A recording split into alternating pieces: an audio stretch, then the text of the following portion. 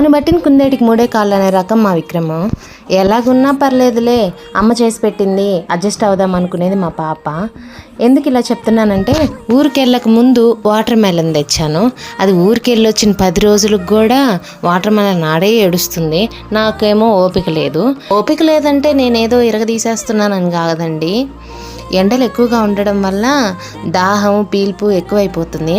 అందుకని చెప్పి water melon juice చేద్దామని చెప్పి న్యాచురల్గా ట్రై చేశాను. ఎలాంటి స్వీట్ ఇంగ్రీడియంట్స్ వేయకుండా న్యాచురల్ స్వీట్.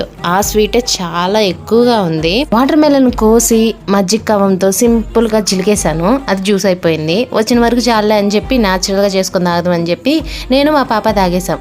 మా విక్రమ్ అలా కాదు కదా, నువ్వు అది తేరు పెట్టిస్తేనే నేను తాగుతాను, నాకొద్దు, వద్దంటే వద్దని భీష్మించుకొని కూర్చున్నాడు అనమాట. ఇంకా చేసేదేం లేక స్ట్రెయిన్ చేసి ఇచ్చిన తర్వాత గ్లాసులో ఉన్న జ్యూస్ కూడా తెలియకుండా గుట్ట గుట్ట అని ఒక పట్టుబట్టిండు. మా వికీ పంతం అయితే నెగ్గించుకున్నాడు. Thank you for watching.